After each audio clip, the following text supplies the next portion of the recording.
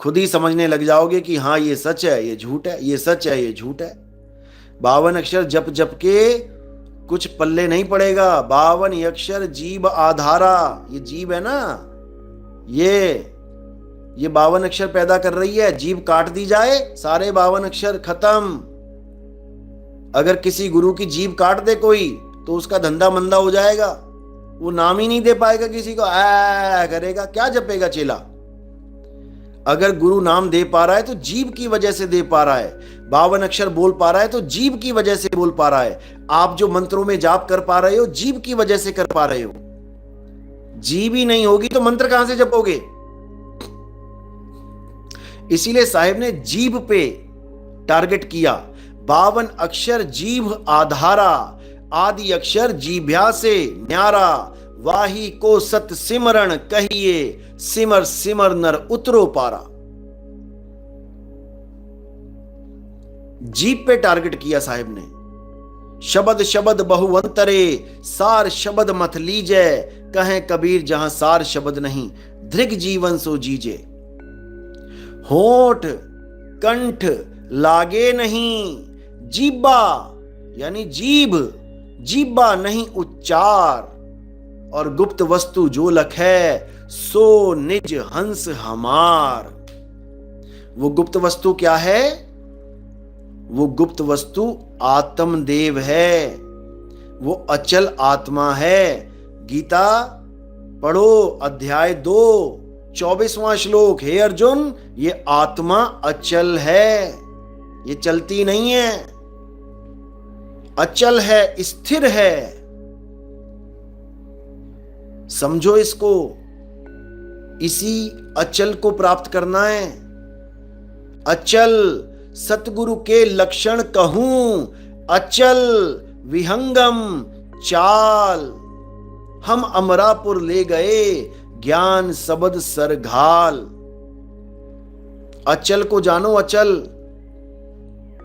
जो आता और जाता नहीं है, आवे न जावे, जन्मे नहीं मरे, सो निज पीव हमारा हो। ये बाणियां हैं कबीर साहब के, भजन है, सुनो यूट्यूब पे, देखो कितने सुंदर सुंदर भजन है। अरे भाई अक्षर पुरुष ही आदि पुरुष है। आदि का मतलब होता है शुरुआती, समझे। और ये अक्षर पुरुष, अब क्या समझाएं तुम्हें, गलतियां बाद में निकाल लेना, पहले ज्ञान समझ लो। बीजक पढ़ो क्या लिखा है वहां पे।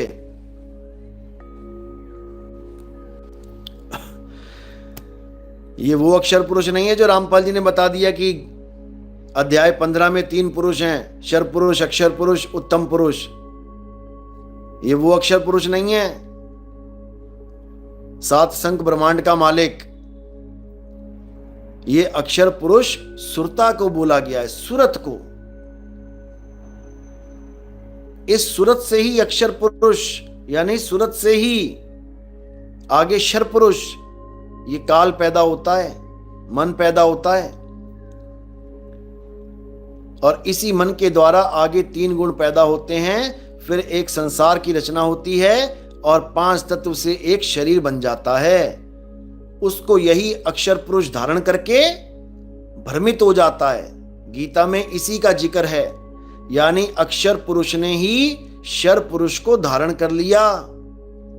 तो शर पुरुष क्या हो गया, देह, और अक्षर पुरुष क्या हो गया, जीव। समझ लो।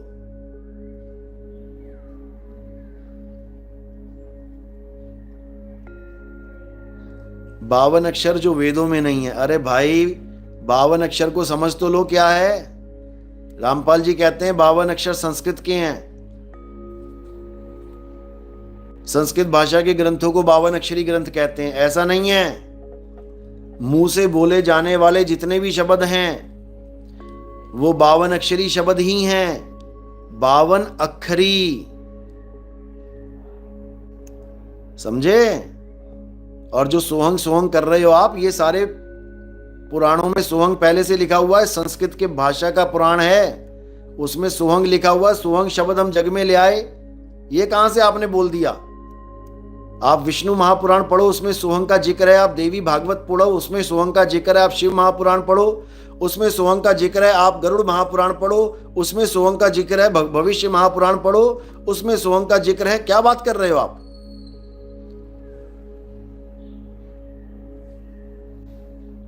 उस वाणी का भेद कुछ न्यारा है।